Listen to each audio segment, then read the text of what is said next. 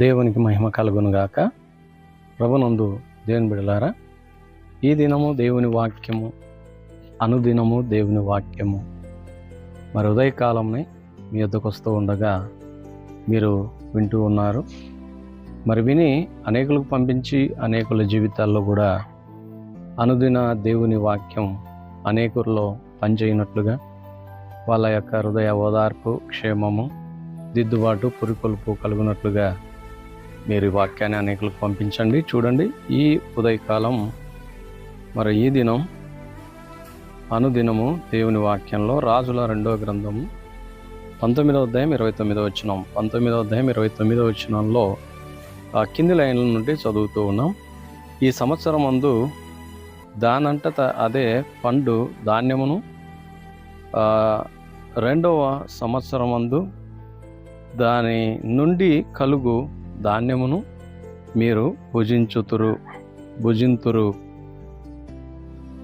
దేవునికి స్తోత్రం కలుగును గాక.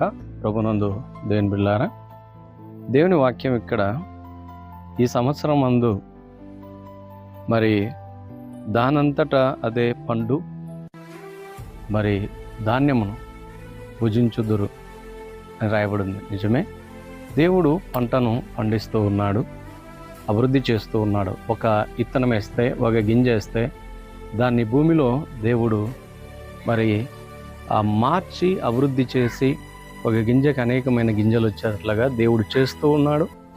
అలాంటి యొక్క పంటను, అలాంటి యొక్క మరి ఫలములను మనం భుజిస్తూ ఉన్నాం.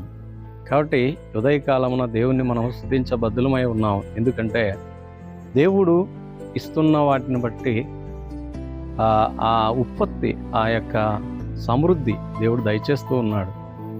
ఒక ఇత్తనానికి అనేకమైన ఇత్తనాలు, ఒక గింజకు అనేకమైన గింజలు, ఒక కాయకి అనేకమైన కాయలు, ఇలాగ దేవుడు అభివృద్ధి చేస్తూ వస్తున్నాడు. కాబట్టి ఈ సంవత్సరం అందు మరి దానంతటా అదే పండు మరి పంటను, ధాన్యమును మీరు భుజించుదురు అని దేవుడు చెప్తూ ఉన్నాడు. దేవుని మీద నమ్మకం ఉంచి పొలాలున్నోళ్ళు, పొలాలు లేని వారు కావచ్చు, దేవుడు అందరినీ పోషిస్తూ ఉన్నాడు. పోషించే దేవుడు.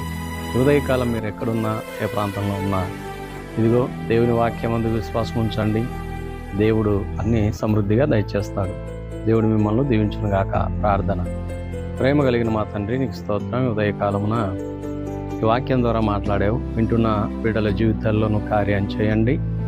నీవే కృపతో జ్ఞాపకం చేసుకొని బలపరచమని, ఈ దినమంతా, ఈ నెలంతా, ఈ సంవత్సరం అంతా కాచి కాపాడదు అని నాయన వారి వారి యొక్క అవసరాలకు తీర్చి నీవే కృప చూపించమని, ఈ సంవత్సరం ముందు దానంతా దాటే పండు ఆ ధాన్యమును మీరు భుజించుదురు అన్నావు. ప్రభువా, సహాయం చేయండి నాయన. మరి దీవించండి, కృప చూపించమని గాయపడిన హస్తాలకు అప్పగించుకుంటూ యేసు ప్రభు నామంలో ప్రార్థిస్తున్నాం తండ్రి.